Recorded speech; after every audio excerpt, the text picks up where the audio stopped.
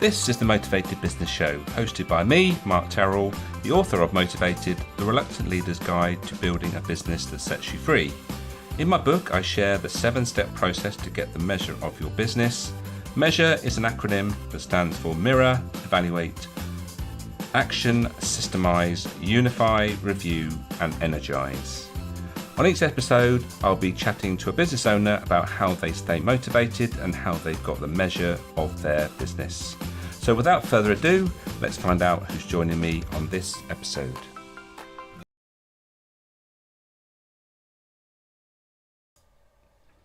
Hello and welcome to this episode of the Motivated Business Show with me, Mark Terrell. And today's guest I met, I think it's almost 2 years ago. We were both at an event connected with our speaking. So both of us do some speaking. Rachel has gone into it in a bigger way probably than I have. So it'd be good to hear about more about that from Rachel. But before we go any further, I just want to bring your attention to my book, which I've mentioned in the intro. During each show, I introduce the 7-step model, which I call getting the measure of your business, 7 steps. And I will connect what we've been talking about with 1 or 2 or maybe even 3 of those steps to make them sort of come alive. And if you obviously want to know more about that, then you know where to get that information from. That's either you can buy the book from Amazon in Kindle or paperback form, or you can get it from me direct from my website. Okay, right, let's bring on my guest today. Welcome, Rachel. Hi there, Mark, and thank you so much for having me on the show. Can I just say congratulations on the book? I have thoroughly enjoyed reading it, and I think you cover all of the critical subjects to building a business and a life that you love in a really easy and digestible way. So congratulations on that. Great, thank you very much for that. That's a good start, isn't it? So before we do anything else, then let's give you the opportunity to introduce yourself. Oh, thank you, Mark. So I help leaders to change behaviors for increased and sustainable high performance. I can probably say that I am healthily obsessed with my work and have been for more than 20 years. It's what I would describe as my soul's contract. I absolutely love what I do. So I'm a consultant, I'm a coach, I'm a facilitator, and as you said in the introduction, I'm also a speaker. I grew up in a family business, which I think will be interesting to talk about today. I started work at the age of 12 and I've had the glass-fronted office in the corporate world, and I've now been running my own business for the last nearly 10 years. So I get it. I know how tough some of the challenges are, and I hope that we can dive into some of the conversations and stories and experiences today that will be of interest to your listeners. I'm sure there will be. There's already there's lots to talk about there on your journey. But let's start with what's most important to me, and I'm sure it is to you, is what motivates you, what gets you out of bed in the morning, or what is your key why that keeps you going in your business? So, like I said, it's my soul's contract to do what I do, and it wasn't necessarily a straight journey to kind of understand what that was or what that was all about. But for me, it's about making a difference. It's about making a positive difference in the world. There are so many challenges and issues that there are out there. Whilst I've not got the mathematical or the scientific brain, or I won't necessarily be the solution to some of those big challenges that we have in the world. I hope that through the work that I do, I'm able to help sustain and empower and support those leaders and innovators that will be making those changes in the world. And I think, you talk about what motivates me. I guess I'm a bit of a growth junkie, for sure. And there's no way that I want to be sat in my rocking chair at the end of my life, kind of thinking, hang on, what did I miss out? I think life is this wonderful opportunity for us to, almost be like painters and to create what it is that we want. Of course, life happens, stuff happens that we can't control, but so much of it, we get to choose how we react and how we respond to it, and that excites me. That kind of, that whole idea of what is possible, where could we go, what could we do, what could we create, what could we build. And when human beings come together, I think that just incredible things are possible and can happen. Mm. Well, I think yeah, you're absolutely right in what you say, and I think we talked briefly before we came on air or came live and started recording about our journeys, and we have, as you mentioned, a similar background in that we were part of a family business, and I learned an awful lot from that. Although there was some great times, but some real challenging times. Some of them would be described as just normal business challenges, but others are particularly pertinent for family businesses that you wouldn't really see them in a normal sort of setup if it wasn't a family business as such. So, what do you think are the key learnings you've made from those different steps that you've talked about with regards to the family business and the corporate career now, even now when you're running your own business?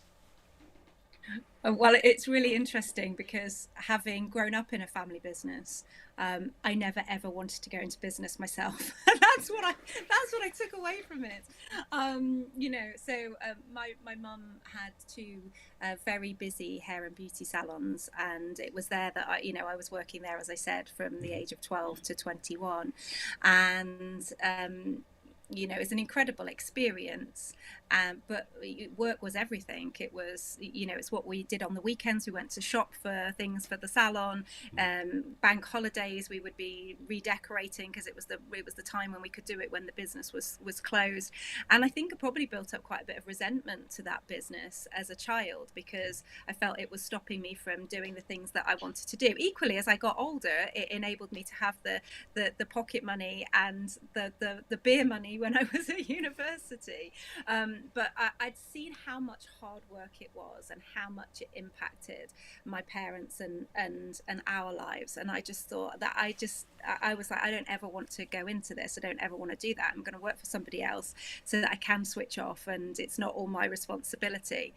And so I went to university. I always thought I wanted to be in some kind of communications or marketing, and essentially kind of climbed that ladder to get to a point that I always thought I wanted to get to. And I had that glass fronted office, I had the team, I had the influence and the impact in the organization and driving the strategy and what was happening. And I kind of got there and I was like, this is not as fulfilling as as I suspected or thought it would be. And if I'm honest, there'd been a whisper on my heart for a really long time that there was something more. And it took quite a long time to build up the courage to really listen to that whisper on my heart. And I can remember the moment that I did it. Funnily enough, I was in the shower getting ready for work one morning, and the whisper kind of came again. And it was the first time I remember properly tuning into it and kind of going, what are you saying? Like, what are you saying? And I remember my feet hitting the bath mat as I stepped out of the shower. And at that point, I'd made a decision. And the decision was that I no longer wanted a job or a career, but I wanted a life's mission. I wanted something that was going to light me up for the rest of my life, recognizing that it would be ever evolving. But that's what I wanted to look for. And so that was the decision that I made at that point. And it took several years. It wasn't a straightforward answer. Oh, so now you're going to go in and do this. I remember it being at least kind of 3 years of kind of exploring with excitement and possibility the things that lit me up, the stuff that I was excited about that I could talk about, and you lose all track of time and that kind of thing. And I guess, and ultimately that led me to kind of this making a difference and building the business that I now have, which consults for high profile large corporates, working with senior leaders and C-suite, to make sure that people have got that human capacity and sustainability and high performance, and making that positive difference in the world that I was talking about. And and I don't think that will ever stop evolving or growing. I certainly hope it doesn't. But I recognise that the way that my parents did things was not necessarily the way that I needed to do things. And Yeah. whilst I'm still absolutely a work in progress with this, I think work and life can be integrated, and integrated in a way that gives you time and financial freedom, as well as doing something that you really love. Yeah, absolutely. I think going back to the family business thing, and similar experience I had, it was almost like you're obliged to get involved, aren't you? And and you see all your friends like, oh, what are you doing at the weekend, or what are you doing for Mm. the bank holiday, and you think, same as normally, I'm helping in the business because that's almost like my duty. And like you say, the resentment does tend to build up because you think that is there nothing else I can do? Can't I do something different? And the thing is also is that you can't do anything as a family very easily as well, because it means almost, well, you have to shut the business. You have to go on a family outing, that you miss out on those family outings. So, but we don't want to paint a doom and gloom thing. I mean, there's also a lot you learn in those scenarios. I think it's a great way to learn some hard lessons, I suppose, and that's one of the things that I guess we're on the same page with regards to motivating you and fulfilling. And when you've been doing something for a long time that isn't that, then you know that you need to go away from it. And so when we talk about motivation, sometimes the strongest motivator is the thing that pushes away from something that you don't want. And a classic example is when, like, people are driven by money, and they say, well, it's not all about money, and what it is actually the fear of not having any money that drives them forward, but from not have that situation. So it's interesting what you say with regards to the family business, and then obviously your corporate, another scenario there where you've got to where you thought wanted to be, but then it's not quite measured up. But you're now back in sort of in that environment in a different capacity now, aren't you? So you're serving that audience in a completely different way. Yes, Yeah, absolutely, absolutely, and loving it, and absolutely loving it. that's good to hear.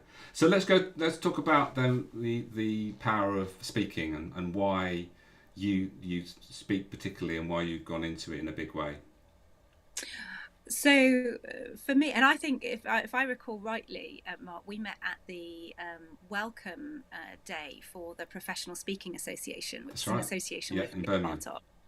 And for me, the reason why I joined was because through my training and through my coaching, I understand the importance of the words that we speak. And I wanted, for me, I thought there's got to be something that this gang can teach me about how I can have greater influence and impact to make that positive difference. That it comes back to that why, and Mm. that kind of what's driving me. And so that's why I joined. And it's been an incredible journey in that time. I applied to do something that's called the Speaker Factor, which is a competition that is run in the regions, and then there's semi-finals and finals that happen at the national conference that takes place each year.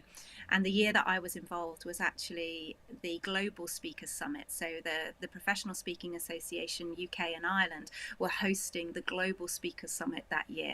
And so we were over in Dublin for that. And yeah, it was I didn't win, but it was an incredible experience to try and put a message together in just 5 minutes and communicate that. So I learned a huge amount from that.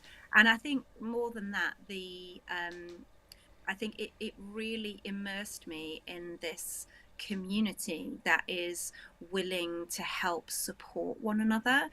And you talk about this in your book, that we don't do things alone, and the importance of that support network.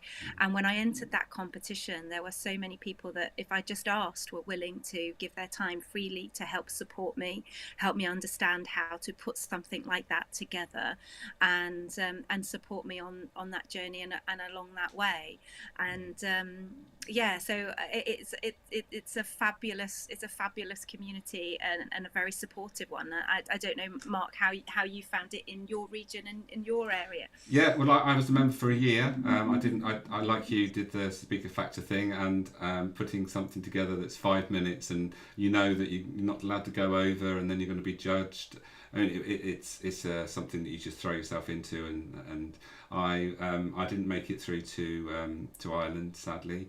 But it was, you learn from these experiences, and that's one of the things that you do learn is that you've got to put yourself out there, give it a go, value the feedback, and this feedback is valuable from the right people. So if you're getting it from people that know what they're doing and they're not giving you feedback just for the sake of it, then and there's no value in it, then that's why a lot of people sort of shy away from it. But when you're in that environment with lots of people that know what they're doing, have had experience, then it's there to suck up and learn from, so that we can improve and get better at speaking. And I mean, with regard to the value of speaking, I speak at sort of networking events and all that sort of stuff when I've ever got the opportunity, and it's definitely benefited my business in many ways, with regards to connecting with new clients and allowing my business to grow. So have you got particular things that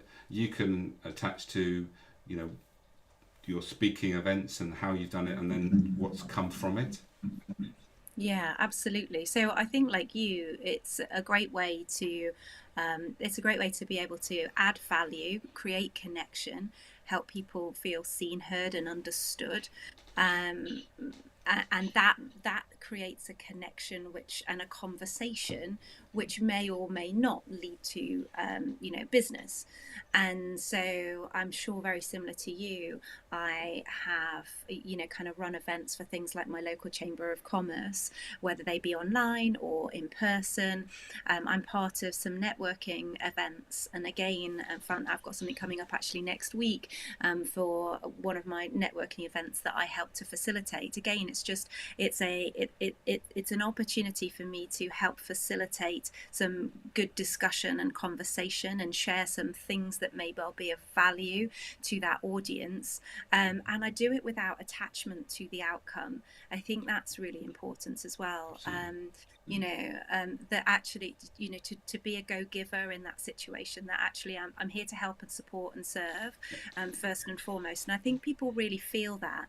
And coming back to the whole speaking thing, you're absolutely right, and there's people that have got lots of experience in this, but I also feel it's quite a subjective subject and topic as well. And people very often just they either feel you or they don't. They get your heart or they don't. And I think, to anybody that's listening out there, yes, there are skills, and it is a craft, and there are things that you can master and learn. And I'm very much on the beginning of my journey with that. But I also think that people feel you, and to be able to speak from your heart and speak with with passion and from a place of wanting to support and help others. I think people get that, and that, I think, is what helps magnetize people to you and your business. For sure, yeah. I mean, there's nothing worse than going to a networking event when someone's speaking and it becomes like a pitch. That's Yeah. the worst thing you can possibly do. And like you say, if you're speaking to share knowledge and give a message out that people are going to get some value from, that should be your only sort of focus. Anything comes from it is a bonus, and that's definitely what I've found. I've definitely not gone to do a speaking gig to get clients, but then it's just a natural thing that might happen, because they might introduce you to somebody that they say, well, I think you should speak to so and so, and then then you end up doing a workshop with a group of individuals that you would never have got to do if you hadn't been speaking at that event. So you just join up the dots, don't you? Yeah, So absolutely. I was going to ask you about how your business has been developing. Again, before we started recording, you just told me that business has been expanding, so you've had to sort of add a few people to your team to help you cope with the extra work. So tell us a bit about that. Yes, so I have, in the last year, I've taken on two virtual assistants. They are more than virtual assistants. They're absolutely fabulous, fabulous people that work with me on a lot of different areas of my business. So very fortunate to have them on my team. I have to admit that there was some trepidation from my point of view around, like, actually, how could I find good people? And I was very lucky. One of my mentors, she's been working with these two individuals for the last 10 years, and she was like, they've got some capacity, why don't you talk to them? So they came very highly recommended, and that was I think finding the right people for your team, people that understand you, that get you, that know, and that know what you're looking to achieve and where you're wanting to go. Really, really, really important. And I guess it takes a little bit of time, having been a solo entrepreneur, to start to hand over those reins as well, and to sort of, and it's been great because it's immobilized me and it's enabled me to do so much more of the stuff that, and again, you talk about this in your book, so much more of the things that I love to do, because, they're able to kind of do stuff that they're really, really good at. And it just means that we can move quicker and faster and in a more efficient and effective way. Hmm. um, I mean, I also consider as part of my team my business coach, who I have been working with. So I've had a coach for more than 10 years consistently. Right. So I meet every week with my coach. My business coach I've been working with probably for the last 4 years.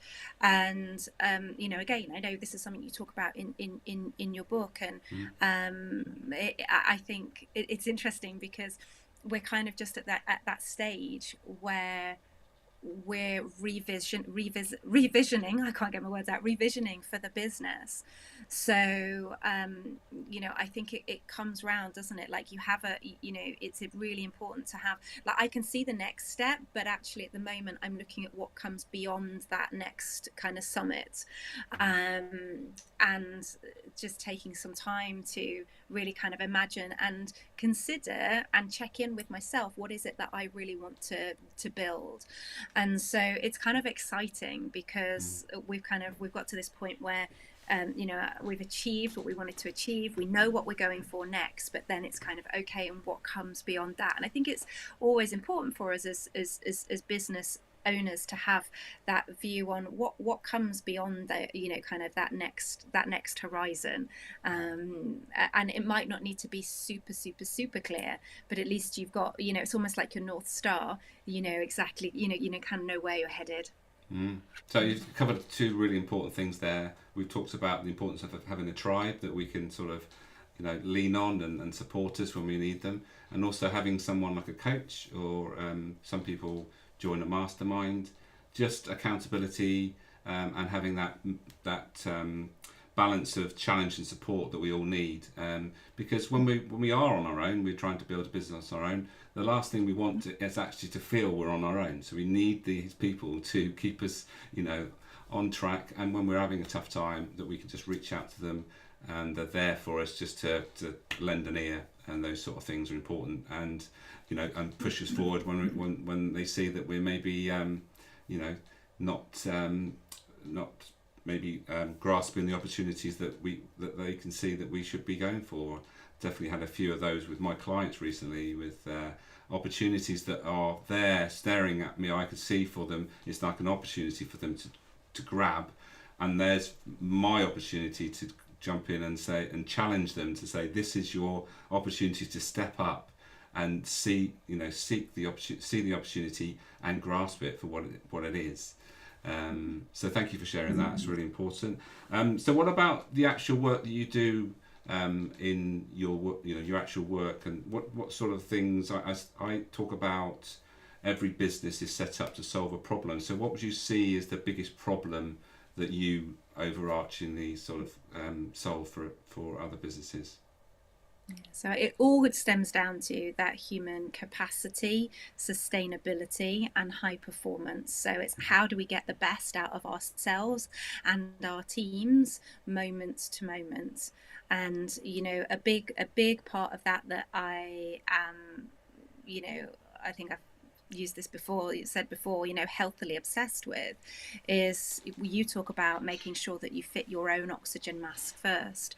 And one of the things I work a lot with leaders around is just how they do that. Because whilst people might recognize and know, well, I need the sleep and the nutrition should be right and the exercise and the daylight and social connections and time with people who I love and care about. And like they know it cognitively, but so many leaders don't actually practice that. So for me, helping them to create that behavioral change where they are actually practicing it for themselves. But not only that, we're talking with these leaders about how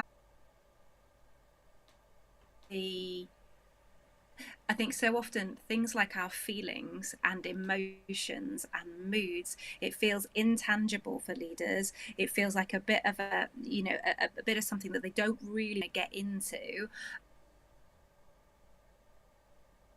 Whereas actually it doesn't have to be that way. And I think it's one of the most important things that we can do as leaders is look at, right, well, how are we in a good position? So from a mood and emotional perspective, we are, restored and in a good space so that we can operate at our best. We will be more empathetic. We will, be able to deal with stresses and we'll have greater bandwidth for all of that. We will have more energy, all of that stuff. So how do we look after that in ourselves first and foremost, which I know is exactly well as leaders. Mm-hmm. Brilliant stuff. So I'm going to give you an opportunity to take a breather, and just I'm going to share a little bit about the 7 steps model in the book, and just sort of join the dots, I guess, with regards to what we've been talking about. This always comes up with regards to understanding ourselves, with especially if we're going to run our business. We've got to be clear about why we're doing it. And it appears, Rachel, you are absolutely 100% clear about why you do what you do. And I seem to remember when you completed your motivational map, it was searcher, off the scale. It's about difference and doing something meaningful and purposeful. And you're clear about that, and you know what difference you want to make. So that's clear. So if you're going to start a business, a lot of people don't start here. They go straight into the next step, which is the evaluation, and start thinking about, well, what's a business going to be about? And they've missed that initial step of understanding themselves, because we've already talked about that we've had different experiences. You've had your business, your family business and your sort of corporate experiences, and I've had my family business. And we don't want to go and repeat what we've already done. We've learned some lessons, but we don't just want to do exactly the same. So we need to understand ourselves before we get to this evaluation stage with regards to where are we now, where do we want to be in a few years' time, and how we're going to think about how we're going to get there from A to B or A to Z or whatever it is. So that's one of the things that crops up a lot with my clients. But this doesn't come up that often, and I'm really passionate about this. Systemizing our business is which allows our business to grow. And you've talked about your VAs that you need now to allow you to grow and do the things that they do best. That's the thing. And I talk about in the book, it's who, not how. And so one of my clients at the moment was telling me about some fandangle thing that he was been working on with regards to marketing. And I just said, is this something that you should be doing, or is it something you should find somebody else to do? And so systemizing is about, firstly, making sure that you're doing the things that you're best at, and you're not getting dragged into doing all the things that you don't really want to do and probably you're not very good at. Find people to do those things. And systemizing is about, so you don't have to worry about things happening. So if you've got good systems, and we learned this in our family retail business, because when we came to sell it, the systems actually were all in place and we didn't really have to do much else. And that's the value. If you're setting up systems, you actually increase the value of the business. Not that you might not be thinking about selling it, but it just makes it a more valuable proposition, and you're easier to be replaced, because ultimately that's what we want to think about, is if we wasn't here, how can I be replaced? And if you've got good systems in place, then that's more likely to happen. And I know we talked about the VAs, but actually there's been so much that I've done around that, the systems, the processes, the consistency that enables you to build the business. And I've started with some systems, and they've evolved, and I've moved on to new ones. And and there's always those sometimes there's those teething problems with those, and kind of getting used to new systems, but always looking for how you can improve the effectiveness of what you're doing, and how you're operating. Yeah. Even when I've set up this podcast and this show, I've learnt more experiences with regards to systemizing everything, so you don't keep repeating the same thing. So I've got something I sent for initial short video, and then a follow-up video to watch to explain, well, how do you get the most from your episode and all that sort of thing. So it's done once, and then it's repeated. You just send the same thing to everybody, and you don't have to keep doing those same things time and time again. Right, sadly, Rachel, we've 30 minutes has already whizzed by. But before we go, is there anything that you'd particularly like to share with regards to some tips with regards to what you do, or anything that you spring to mind that you'd like to share as a sort of parting gift to the listeners and the viewers? I guess it's just to say that that belief and that vision, holding on to that belief, trusting in that, and what you're doing is so important, because being in business you describe it as a journey. It is a journey, and sometimes it can be a bit of a roller coaster of a journey as well. So stay connected and supported by people, good people around you. I had to intentionally build that network, the coaches, the mentors, that the tribe within the PSA. I intentionally sought that out. So yeah, keep supported, keep focused, and just follow your heart and do what you love. Brilliant. Thank you, Rachel. It's been great to reconnect. We haven't spoken for so long, and it's almost like it's only been a few weeks since we last spoke, because we've had so many things that we've shared. So thank you for sharing what you've shared, and hopefully we can catch up again very soon. Thank you, Mark. So there we are. Miss Rachel. She is somebody that I would highly recommend you connect with. She has got lots to share, and she shares a passion of leadership and getting everybody to enjoy their work, the same as like I do. So reach out to connect with Rachel. Just before we go then, just to remind you that a lot of the things we talked about is in my book. Rachel kindly mentioned a few things that particularly resonate with her. And I shared the 7-step model, and there is 2 preceding chapters that talk about looking after yourself as key, and also realizing that you've got to enjoy the journey, however tricky it is. It's part of it is actually realizing that the ups and downs actually gives us value, and we can use those things to grow. So there we are. Thank you for listening. If you joined us live, thank you for being here. If you catch this on replay, don't hesitate to leave any comments. If there's any questions for me or Rachel, then please reach out. So until the next time, the next episode of the show, take care, and we'll see you next time.